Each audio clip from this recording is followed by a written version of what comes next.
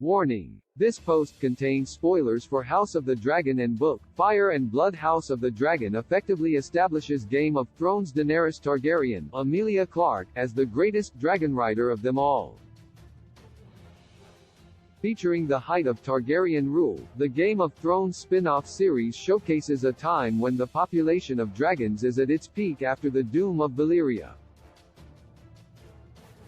While House of the Dragon has an abundance of dragons and dragonriders, the Mother of Dragons still manages to best all known dragonriders with one small detail.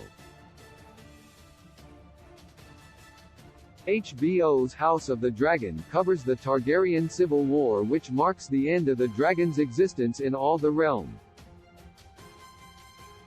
Historically, the Dance of the Dragon severely depletes the dragon population, causing them to go extinct for more than a century, with the last known dragon to die during the latter part of King Aegon III's reign.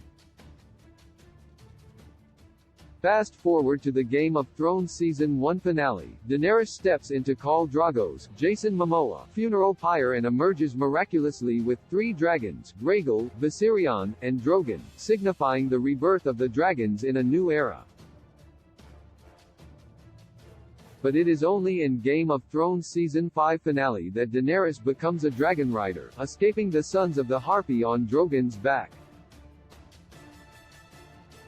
With the release of House of the Dragon Episode 4, the show has already introduced Syrax, Caraxes, and Seasmoke alongside their Dragonriders, Rhaenyra, Millie Alcock, Emma Darcy, Daemon, Matt Smith, and Esser Laner Valerian, Theo Nate, John McMillan, respectively, with more to come as the show progresses.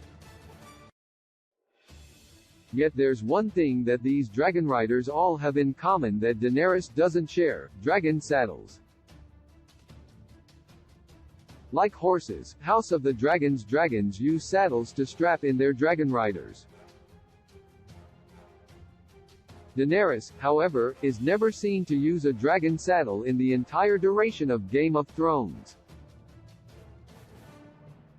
Why Daenerys never used a saddle to ride dragons in God: A Song of Ice and Fire series has always been ambiguous regarding Daenerys' dragon riding situation, but George R. Martin's book, Fire and Blood, and House of the Dragon Season 1 finally confirms that Dragonriders, indeed, used saddles, and even dragon armor, during their fights and flights. While it isn't unheard of to ride a dragon bareback, it's not that common, either, with the only previous known accounts to be Rhaenyra's children, Aegon III on Stormcloud, who somehow survived and later became king, and Joffrey Valerian on Syrax, who died.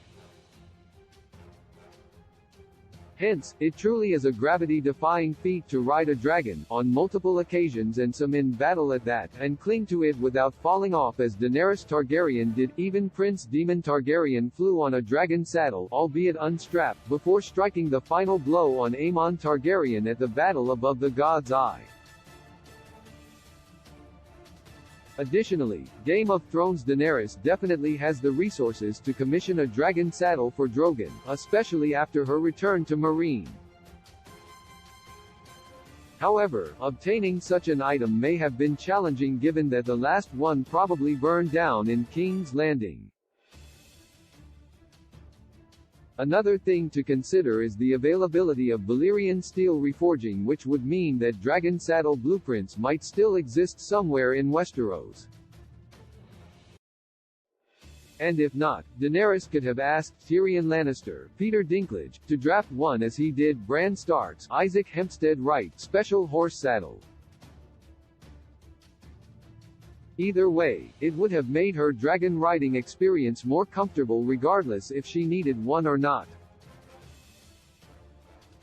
Game of Thrones dragon saddle omission certainly raises more than a few eyebrows because of its inconsistency with House of the Dragon. Granted that Daenerys is completely self-taught and hasn't had the chance to learn like the rest of the Targaryen brood, she clearly has the upper hand in terms of dragon control. And while House of the Dragon expands on its dragon lore, Daenerys Targaryen's accomplishments are only further highlighted. It all proves she doesn't need an entire house to solidify her greatness, may it be as the greatest Dragonrider of all time or the greatest Targaryen who ever lived.